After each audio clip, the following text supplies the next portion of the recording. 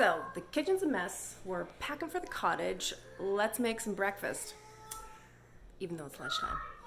The kids also have an obstacle course going on, so I hope you can hear me over them. We need some more ingredients. I normally make double this recipe, but since we are leaving for the cottage, I don't want too much, so I'm only gonna half what I'm making this time, but it is so delicious, and because it is normally a big recipe, it's a great crowd pleaser if you have company coming over or if you just want to have something cooked for a few days that you can just heat up in the morning.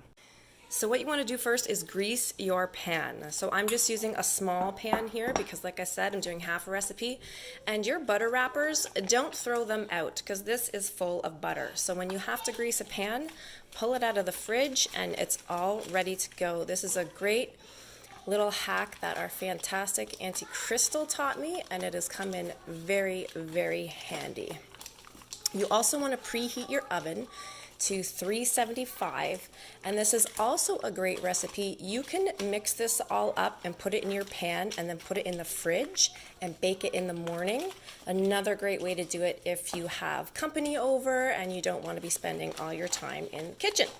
Now you want to use a deep bowl because we are going to be mixing in this. 3 beaten eggs, 3/4 cup of milk, a couple teaspoons of vanilla extract, 2 tablespoons of maple syrup, and about a teaspoon of cinnamon.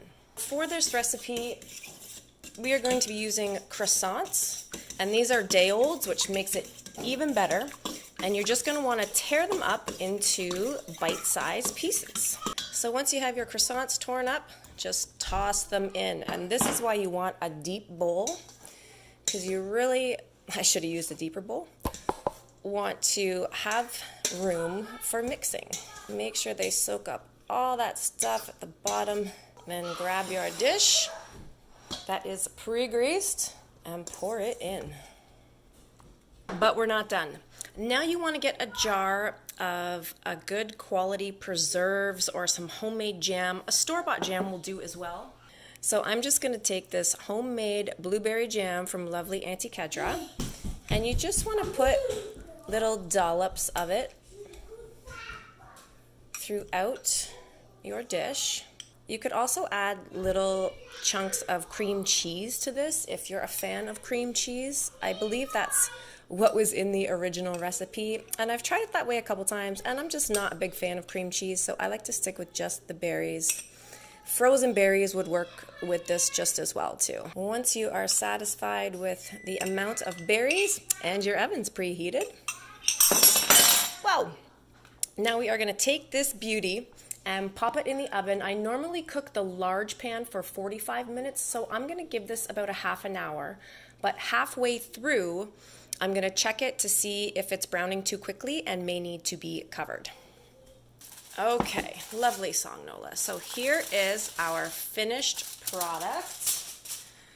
Oh my, that looks absolutely divine. I can't wait to bite into this. I'm going to let it cool off for a few minutes before I cut myself out a slice.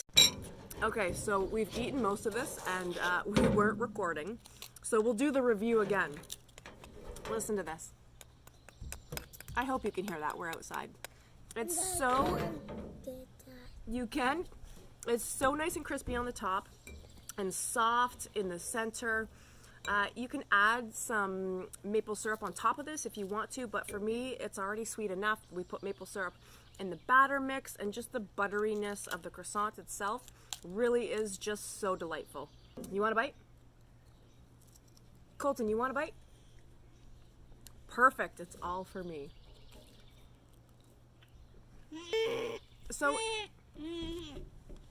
So if you have made this for yourself, and like apparently I have, and you're going to reheat it, I would recommend reheating it in the air fryer, just on a low setting. Mine has a reheat setting, and it puts it about 350 degrees for about 3 or 4 minutes, and this will give it some of that crispiness back once you reheat it. Absolutely delicious. So we've just come back from the cottage, and I was going to start editing this video, and we have all of these leftover buns. There's I don't know, 10 or 12 here. So I'm gonna try the same recipe with the croissants, only this time I'm gonna use some buns and we'll see how this one turns out. So for this batch, I am gonna give it a bit of a butter bath here. Since the croissants, they're already so buttery when they're baked, and this bread is not. Just gonna melt a little bit of butter and just brush it lightly over the top so it has that same flavor, and this will help it get that nice crispy top layer when it cooks. Beautiful. Okay, taste test time. Oh my goodness. This time we put a little bit of whipped cream on there and some fresh, well, frozen berries. A fork, we need a fork. Okay, are you gonna be the first to try this, Nola? Yeah? Well, yeah, I need your mouth. A little berry. Thumbs up. Colton, do you want a bite? You want a banana? Okay. Mom, you just came over and smacked me. Sorry, Noah. Okay, thank you. I really need another piece of that. Yeah? So it turned out really good. The only thing that I did different with this one, because it's bread instead of croissants, was the butter bath. Everything else we did the same. Now when you're mixing a large batch, what I find is best to do is put half of your torn up bread or croissants, buns, whatever you're using, into your mixture, mix it up, dump that into your pan, and then the second half of your bread that you put in the mixture, there's not gonna be enough. So I mix that up really well. Go ahead, girl, the fork's right there.